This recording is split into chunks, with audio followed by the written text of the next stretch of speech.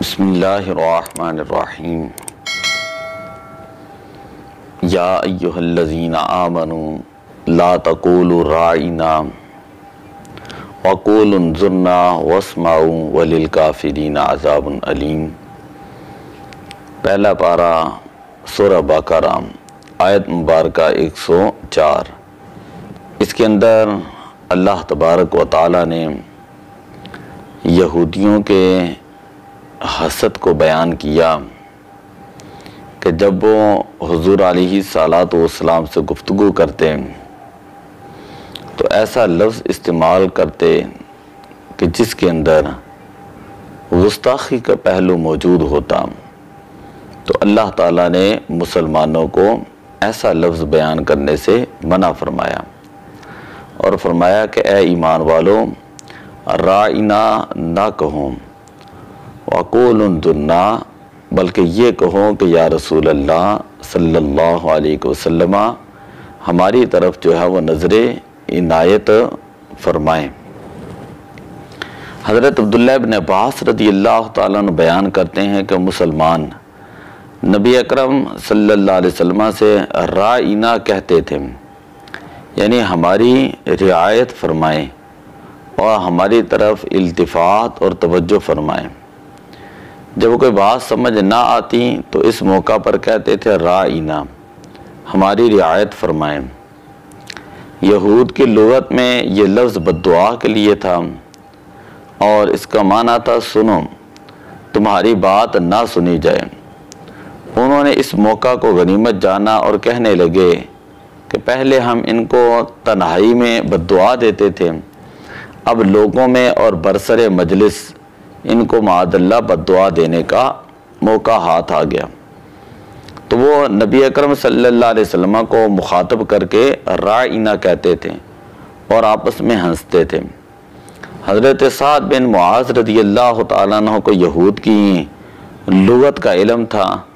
انہوں نے جب ان سے یہ لفظ سنا تو انہوں نے کہا کہ تم پر اللہ کی لعنت ہو، اگر میں نے آئندہ تم کو نبی اکرم صلی اللہ علیہ وسلم سے متعلق یہ لفظ کہتے ہوئے سنا تو میں تمہاری گردن اڑا دوں گا۔ یہود نے کہا کہ کیا تم لوگ یہ لفظ نہیں کہتے؟ تو اس موقع پر یہ آیہ مبارکہ نازل ہوئیں اور مسلمانوں سے کہا گیا جب کوئی بات سمجھ نہ آئے تو تم راعنا نہ کہو بلکہ انظرنا کہو، ہم پر نظر رحمت اور مہربانی فرمائیں، تاکہ یہود کو یہ موقع نہ ملے کہ وہ صحیح لفظ کو غلط معنی میں استعمال کریں، اور پہلے ہی نبی اکرم صلی اللہ علیہ وسلم کی بات غور سے سن لیا کرو تاکہ یہ نوبت ہی نہ آئے۔ تو اس آیہ مبارکہ کے اندر پہلی بات تو یہ پتہ چلی کہ انبیاء علیہم الصلاۃ والسلام کی توہین کرنا یہ کفر ہوتا ہے اور اس بات سے اللہ تعالیٰ نے منع فرمایا ہے۔ دوسری بات یہ سمجھ آئی، اگر ایک لفظ کے دو معنی ہیں، ایک صریح ہے اور دوسرا کنایہ ہے، اور جب وہ لفظ بولا جائے تو فوراً توجہ وہ برے معنی کی طرف جائے تو اس کے کہنے سے بھی اللہ تعالیٰ نے منع فرمایا۔ اور تیسری بات یہ پتہ چلی کہ حضور علیہ الصلاۃ والسلام کی توہین اور بے ادبی کرنا یہ کفر ہے۔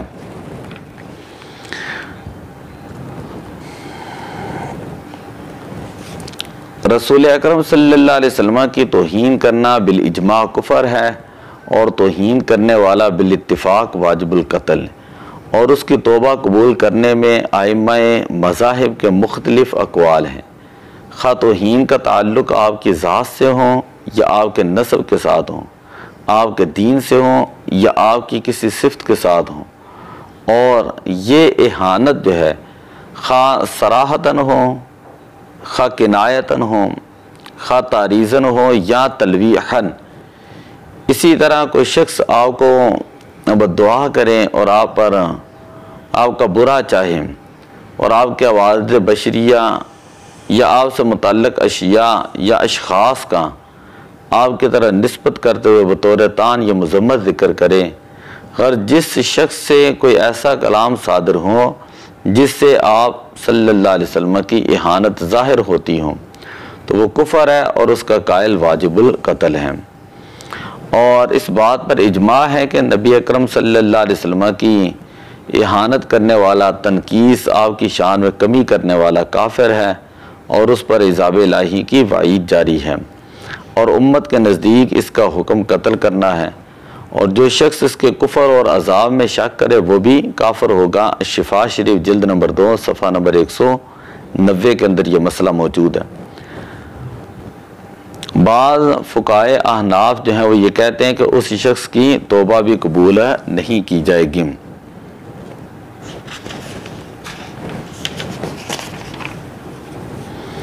اسی طرح قاضی عیاض رحمۃ اللہ تعالی علیہ فرماتے کہ جان لے کہ امام مالک اور ان کے صحاب، سلف صالحین اور جمہور علماء کا مسلک یہ ہے کہ نبی اکرم صلی اللہ علیہ وسلم کو جس نے گالی دی اور اس کے بعد توبہ کر لی تو اس کو بطور حد جو ہے وہ قتل کیا جائے گا، بطور حد جو ہے وہ قتل کیا جائے گا، بطور کفر جو ہے وہ قتل نہیں کیا جائے گا۔ نبی اکرم صلی اللہ علیہ وسلم کی شان میں گستاخانہ کلام میں نیت کا جو ہے وہ کیا مسئلہ ہے، تو اس بارے میں یہ بات سماعت فرمائیں کہ کوئی شخص نبی اکرم صلی اللہ علیہ وسلم کی شان میں گستاخانہ کلمہ بولتا ہے اور جب اس کی تکفیر کی جائے تو وہ اپنے دفاع میں کہتا ہے کہ اس کلمہ سے میری نیت یہ نہیں تھی، آیا اس کا جواب صحیح ہوگا یا نہیں؟ تو اس میں تحقیق یہ ہے کہ جس لفظ کے متعدد معنی ہوں اور اس کے متعلق قائل یہ کہتا ہو کہ میری نیت میں فلاں گستاخانہ معنی نہیں تھا بلکہ فلاں معنی ہے، لیکن جس لفظ کا ضرورت لغت یا عرف یا شرع کے اعتبار سے صرف ایک ہی معنی ہو، وہ معنی خدا نخواستہ گستاخانہ اور کفریہ ہو، تو اب قائل کی نیت کا اعتبار نہیں، یعنی اگر تو صریح لفظ کہے تو پھر اس صورت میں نیت کا اعتبار نہیں، لیکن اگر کنایہ لفظ کہے کہ ایک لفظ کے اندر کتنے معنی کا احتمال ہے پھر وہ اپنے نیت تبدیل کرتا ہے تو اس وقت اس کی بات سنی جائے گی۔ اگر صریح لفظ کہتا ہے تو اب قائل کی نیت کا اعتبار نہیں اور اس کی تکفیر کے سوا اور کوئی چارہ نہیں ہوگا۔ دیکھیے انت طالقن، تم کو طلاق کا لفظ عرف اور شرع میں طلاق کے لیے معین ہے۔ کوئی شخص اپنی بیوی کو انت طالقن کہے تو اس کی بیوی پر طلاق واقع ہو جائے گی۔ اب اگر وہ بعد میں یہ کہتا رہے کہ میری نیت طلاق دینے کی نہیں تھی، میری نیت فلاں تھی، میری نیت یہ تھی کہ گھر سے چلی جائے،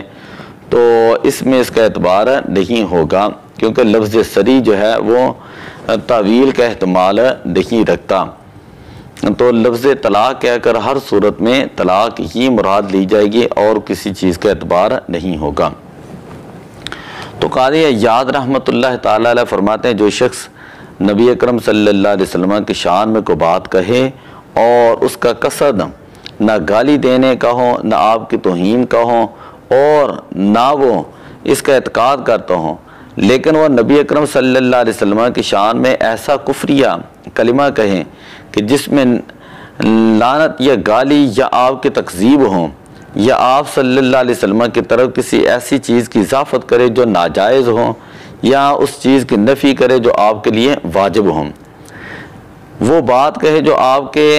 صلی اللہ علیہ وسلم کے حق میں نقص ہوں، یا آپ صلی اللہ علیہ وسلم کی طرف گناہ کبیرہ کی نسبت کریں،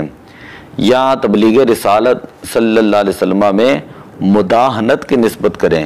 یا آپ صلی اللہ علیہ وسلم کے مرتبہ اور شرف نسب، یا آپ صلی اللہ علیہ وسلم کے علم کی عظمت اور آپ کے زہد میں کمی کریں، یا آپ صلی اللہ علیہ وسلم کے جو متواتر اور مشہور اوصاف ہیں ان کی تکذیب کریں، یا نبی اکرم صلی اللہ علیہ وسلم کی شان میں کوئی نازیبہ گفتگو کہیں جو عرض قبیلہ گالی ہوں، گالی کو جو ہے وہ نکالیں، اگرچہ اس کے حال سے یہ ظاہر ہوں کہ وہ آپ کی توہین کا قصد نہیں کرتا، نہ اس پر اعتبار کرتا ہے، یا اس نے جہالت کی وجہ سے کہا، یا رنج اور دشمنی کی وجہ سے کہا، یا نشے کی وجہ سے اس نے کہا، یہ سبقت لسانی سے کہا، تو یوں ہی بے سوچے سمجھے یا جوش سے ایسا کہہ دیا، تو ایسے شخص کا بلا توقف حکم یہ ہے کہ اس کو قتل کر دیا جائے گا، کیونکہ جہالت تکفیر میں عذر نہیں ہے اور نہ ہی سبقت لسانی۔ تو دیکھیں شفا شریف جلد نمبر 2 صفحہ نمبر 204 کہ ہمارے علماء نے کتنی واضح طور پر یہ بات جو ہے وہ لکھی ہے۔ قاضی یاد رحمۃ اللہ علیہ، آپ کی اس عبارت سے یہ واضح ہو جاتا ہے کہ جس شخص نے نبی اکرم صلی اللہ علیہ وسلم کی ذات یا آپ کی صفات، مثلا کمال علم، کمال قدرت کے متعلق کوئی نازیبہ گفتگو کی بات کہیں، خواہ اس کا تعلق قصد اور نیت ہوں، توہین نہ ہوں اور نہ وہ اس کا اعتقاد رکھتا ہوں، بلکہ وہ آپ کے کمالات کا قائل بھی ہوں، تب بھی وہ اس نازیبہ بات کی وجہ سے وہ کافر ہو جائے گا اور اس کو قتل کرنا واجب ہوگا۔ تو قرآن کریم والفرقان حمید کے اندر اللہ تعالیٰ نے حضور علیہ الصلوۃ والسلام کی بارگاہ کا ادب بیان فرمایا ہے، اور حضور علیہ الصلوۃ والسلام کی شان میں بے ادبی اور گستاخی جو ہے اس سے اللہ تعالیٰ نے بچنے کا حکم ارشاد فرمایا۔ آپ نے دیکھا کہ جس لفظ کی آڑ کے اندر یہود جو ہے وہ اپنے غلط مقصد جو ہے وہ نکال رہے تھے، غلط مطلب نکال رہے تھے، غلط بات نکال رہے تھے، تو اللہ تعالیٰ نے وہ لفظ اگرچہ صحیح تھا، رائنا کا معنی تھا رعایت کیجئے، تو وہ جو لفظ اگرچہ صحیح تھا لیکن اس کی آڑ کے اندر چونکہ حضور علیہ الصلوۃ والسلام کی شان مبارک کے اندر کمی جو ہے وہ واقع جو ہے وہ اس کا احتمال تھا کہ وہ گستاخانہ انداز اپنائے ہوئے تھے اور اپنی طرف سے مزاح کر رہے تھے، تو اللہ تعالیٰ نے ایسا لفظ بولنے سے بھی جو ہے وہ منع کر دیا کہ جس لفظ کی آڑ کے اندر اللہ کے پیارے حبیب علیہ الصلوۃ والسلام کی بے ادبی اور گستاخی ہوتی ہوں۔ تو دعا ہے کہ اللہ تعالیٰ ہمیں قرآن کریم کا فہم عطا فرمائے۔ الصلاۃ والسلام علیک یا رسول اللہ۔